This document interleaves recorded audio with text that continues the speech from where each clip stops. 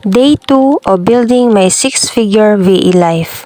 Hi, I'm Emily, a graveyard shift virtual assistant na nakabase dito sa Albay, Bicol.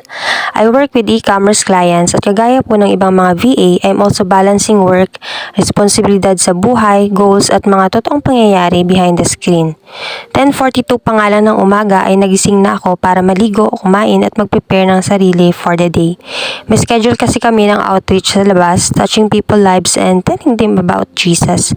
Napakasaya ko nga dahil nabigyan na naman ako at ang mga kasama ko ng opportunity para ikwento kung paano namin nakilala si Jesus at kung paano nabago ang aming mga buhay. 8 PM na nga kami nakauwi, which gives me time to freshen up, magpalit ng damit, kumain ng hapunan bago mag-login. Ngayon, ikikwento ko sa inyo kung ano nga ba ang ginagawa ko bilang virtual assistant. People think VA work is easy. Napaupo-upo lang at papindot-pindot lang ng computer. Pero ang totoo, sobrang lawak ng pagiging virtual assistant.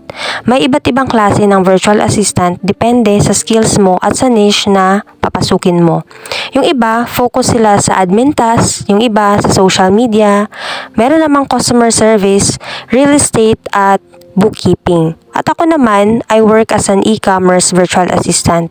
So usually, ito yung mga ginagawa ko for clients.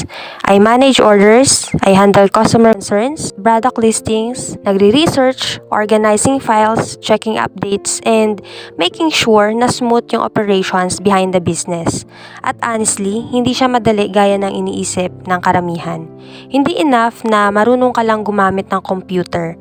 Kailangan proactive ka. Kailangan marunong kang mag-solve ng problems kahit minsan ikaw lang mag-isa during shift. Para tumagal ka sa trabahong ito, kailangan sanay ka mag-research at matutong alamin ang mga bagay-bagay on your own. Because the moment na hinar ka ng client, they expect you to know the basics and that you know what you are doing. This job takes discipline, consistency, communication, and willingness to learn every single day.